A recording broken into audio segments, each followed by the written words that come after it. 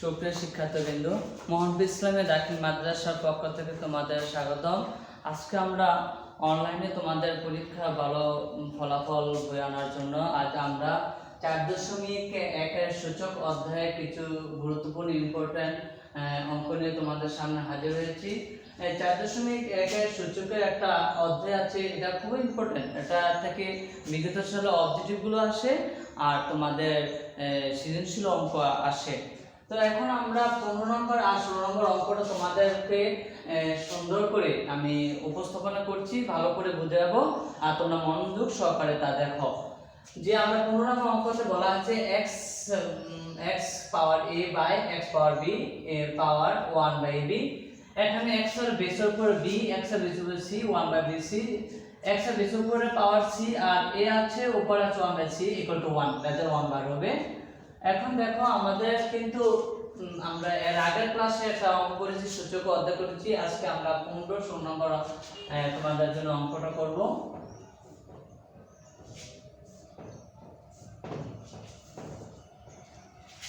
দেখো বন্ধুরা, 15 নম্বর অঙ্কটা তোমাদের বলা হয়েছে x by a, x power a by x power b 1 by b, x power b by x power c into 1 by bc, x power c by x power a 1 by c equal to 1।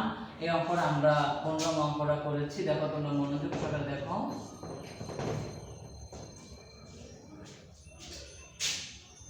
যেটা আমাদের এটাকে তোমাদের বলা হচ্ছে যে x power a by x power b 1 by b, x power a b by x power c 1 by bc, x power c by x power a 1 by c equal to 1 বাড়াবো। তো বোঝা যায় এটা লেফট হ্যান্ড সাইড, এটা হচ্ছে right hand side.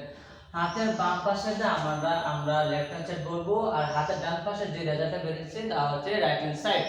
তো আমাদের left hand সাইডের অঙ্কটা দেখে আমাদের লেফট হ্যান্ড সাইডের কি বলা হচ্ছে, left hand side, left side কি x power a by x power b 1 by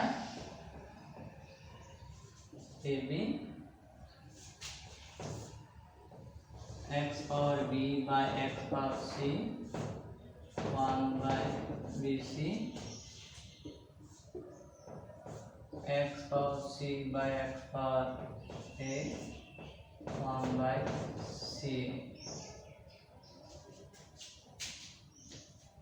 তো দেখো বন্ধুরা, আমরা জানি দুটো বেস থেকে একটা বেস নেওয়া যায়, দুটো বেস আছে এখানে x, তো দুটো x থেকে একটা x নেব মানে বেস, এটাকে আমরা বেস বলি। তো উপরে বেসের পাওয়ারটা ঠিকই থাকবে, নিচের বেসের পাওয়ারটা প্লাস থাকলে মাইনাসে বলবে, এটা আমরা সব সময় জানি। আর উপরে পাওয়ার 1 বাই ab।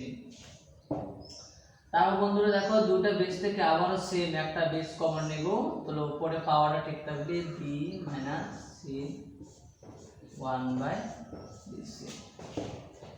বেস দুটো থেকে একটা নেব c minus a 1 by c। দেখো বন্ধুরা, এখানে কিন্তু এটা ইনটু অবস্থা আছে, এটা ইনটু অবস্থা আছে, এখানে ইনটু অবস্থা আছে, এখানে ইনটু অবস্থা আছে। তাহলে এখানে কিন্তু আমরা a মাইনাস b দিয়ে কিন্তু এদিকে কাটাকাটি করতে পারছি না, যদি কাটতে পারতাম কেটে ফেলতাম। তাহলে বুঝা যায় a মাইনাস b মূলত এটা নিচে মনে 1 ধরলে তো এটা উপর অংশ হয়, তাহলে a মাইনাস b কই চলে যাবে, উপর অংশ, x ঠিক থাকবে। তাহলে x এর মূলত এই পাওয়ার দুটো x এর উপরে পাওয়ার বোঝা, তাহলে a মাইনাস b টা কার উপর চলে যাবে, 1 এর জায়গায় a minus b K a minus b নিচে আসবে। আবার x ঠিক থাকবে, b মানে হচ্ছে সেম আগের মতন কাজটা, b মানে হচ্ছে উপরে চলে যাবে, অর্থাৎ গুণকরণ a মানে b মানে হচ্ছে কার সাথে গুণ হবে, 1 এর সাথে। b মানে হচ্ছে নিচে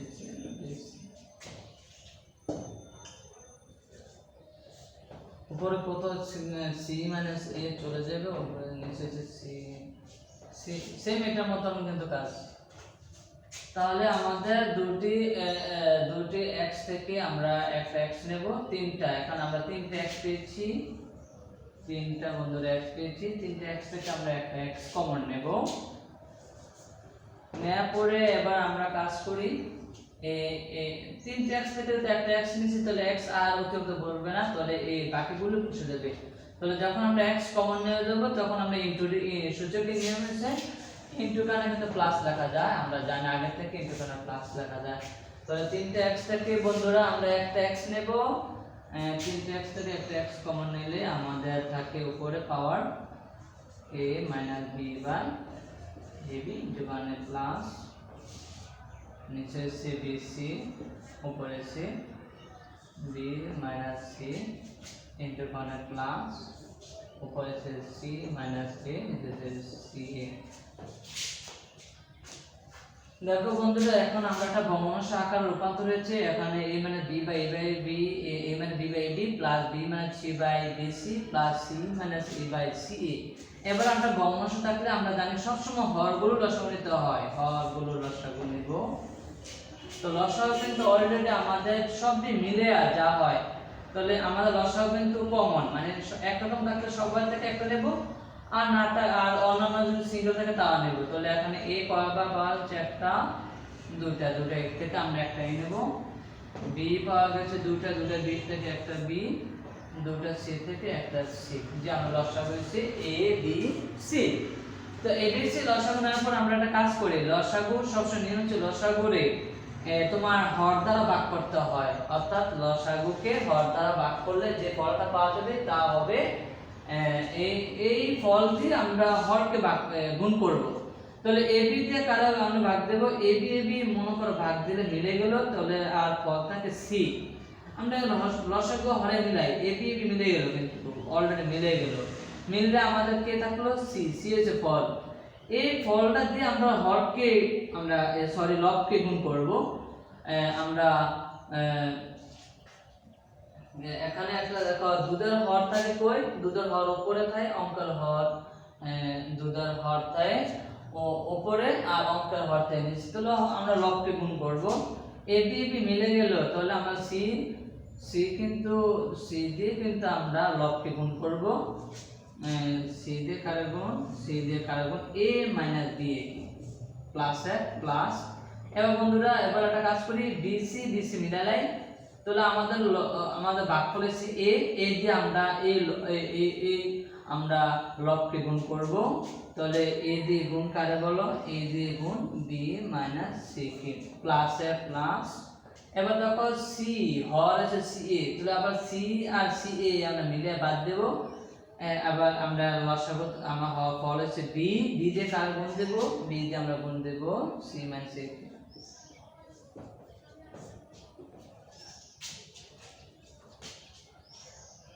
এবার দেখো বন্ধুরা আমাদের কিন্তু অলরেডি লসাগু আমাদের কাজ করেছি। এবার আমাদের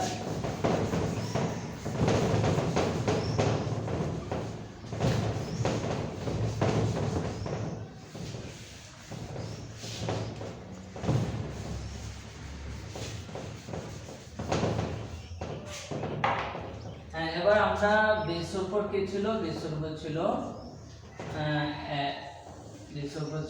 CA, তাহলে C দিয়ে কার গুণ দেবে কে, তাহলে AC minus BC plus A দিয়ে B কে AB, আর প্লাস মাইনাস এ মাইনাস A দিয়ে C কে গুণ দেব AC, আর প্লাস এ প্লাস B দিয়ে C কে গুণ দেব, তাহলে BC প্লাস মাইনাস এ মাইনাস, তাহলে B দিয়ে A দিয়ে গুণ দিলে সাথে হবে AB।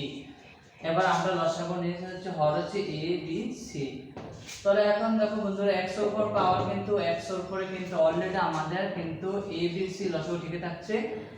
এবার আমাদের ac দেখি ac হচ্ছে প্লাস এর আর ac হচ্ছে মাইনাস এর, প্লাস আছে কাটা যায়, bc হচ্ছে মাইনাস এর, bc আবার একটা প্লাস এর আছে, ab প্লাস এর ab একটা মাইনাস এর আছে।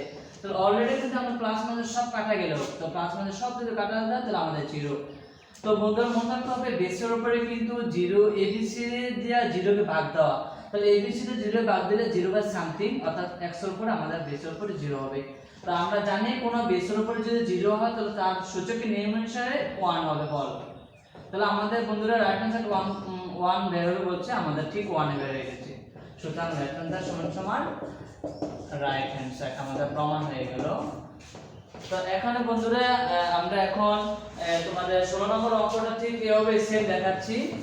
16 নম্বর অঙ্কটা আমরা ঠিক তাড়াতাড়ি করব, যেহেতু তোমাদের 15 নম্বর অঙ্কটা ভালো বুঝে ফেলেছো আশা করি। তাহলে এখন আমরা 16টা করব। 16 নম্বর অঙ্কটা দেখো লেফট হ্যান্ড সাইড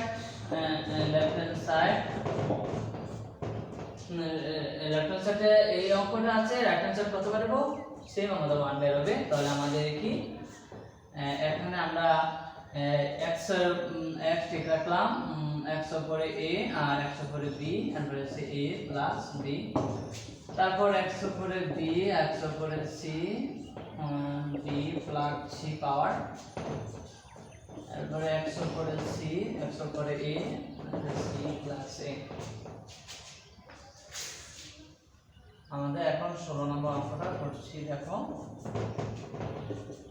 তো দেখো বন্ধুরা, এখন আমরা বেস দূরে থেকে একটা নেব, একটা বেস হলো a - b। আমরা আগে জানি বেস উপর পার্টিকেল নিচেটা মাইনাসে বসে, প্লাসটা মাইনাসে বসে, তাহলে a - b নিচে সে a প্লাস b।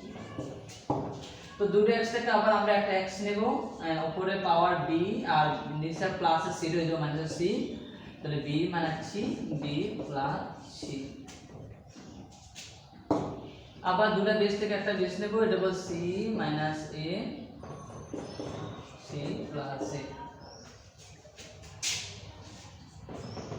এবার দেখো বন্ধুরা, এখানে আমরা একটা তুমি একটা সতর্ক থাকো, দেখো এটা a plus b into a minus b আমরা জানি একটা সূত্র পড়ে গেছে। a plus b into a minus b সূত্র যদি হয় তাহলে আমরা লিখতে হবে স্কয়ার মাইনাস b স্কয়ার। তাহলে আমাদের সূত্রটা একটা প্লাসের ঘর একটা মাইনাসের ঘর এটা অবস্থা আছে, তাহলে একটা প্লাস আর a plus b into a minus b সূত্র কি স্কয়ার মাইনাস b স্কয়ার। ঠিক সেম এটা আমরা যদি a ধরি, এটা যদি b ধরি, তাহলে একটা b মানে c, b প্লাস c মনে হয় যেন দুটোটা কানে কানে মিল আছে, b b মিল c c মিল। এই যেমন a a মিল আছে, b b মিল আছে, তাহলে স্কয়ার স্কয়ার, এই বলটা মিল আছে, তাহলে চিহ্ন ব্যবধান, তাহলে এটাও স্কয়ার আর স্কয়ার, তাহলে আমরা b এর ধরব, তাহলে স্কয়ার মাইনাস b বলতে c এর বলতে, দ্বিতীয়টা b বলতে হবে স্কয়ার মাইনাস b স্কয়ার। এবার দেখো আমাদের x ঠিক থাকবো, এটা হলো c স্কয়ার মাইনাস স্কয়ার।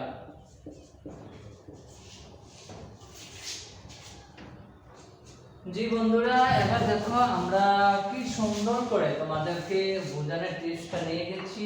এবার আমরা জানি সবটি পাওয়ার একসাথে একটা সূত্রে গেছে, সূত্র বানাচ্ছি। এবার আমার মনে হয় সবটি বেস থেকে আমরা একটা বেস কমন নেব, তিনটা বেস থেকে আমরা একটা বেস কমন নেব, তিনটা বেস, এখন তিনটা বেস থেকে কটা বেস কমন নেব, একটা, তিনটা একটা x নেব, উপর বেস সব একসাথে হয়ে যাব। আমরা জানি পাওয়ার গুলো একসাথে হয়ে যায়, যখন ইনটু থাকে তখন আমরা প্লাস হয়ে যাবে মাঝখানে, তাহলে square minus b square into কারণে প্লাস, এটা দেব b square minus c square into কারণে প্লাস, এটা দেব c square minus a square. দেখো বন্ধুরা, স্কয়ার মানে b স্কয়ার ঠিক আমি সেম রাখলাম, আর ইনটু কানে কিন্তু আমাদের মধ্যে প্লাস বসাচ্ছি। আবার এই x টা নিয়ে গেছি, x কিন্তু কমন, x কিন্তু আর বসবে না, বেস কিন্তু একবার নিয়ে গেছি, পাওয়ারটা একসাথে হয়ে যাবে। তাহলে এটা লিখে আমরা একবার এটা লিখে ইনটু কানে প্লাস বসা দেব, আবার এটা লিখে ইনটু কানে প্লাস বসা দেব, আবার x এর উপরে কি আছে c square minus a square. দেখো বন্ধুরা, এবার আমরা একটা কাজ করি, x এর উপর পাওয়ার কি কি আছে square minus square plus b square minus c square plus c square minus a square. এখন দেখো আমরা x এর উপরে কি কি এখানে স্কয়ারটা কি ছিল দেখো, এবার আমরা পাওয়ার গুলো একসাথে করছি, এজন্যই যদি প্লাস আছে কাটতে পারলে কেটে ফেলবো, এটা আমাদের সুবিধা। তাহলে আমরা দেখি পাওয়ার গুলো একসাথে করে রাখি কাটা যায়।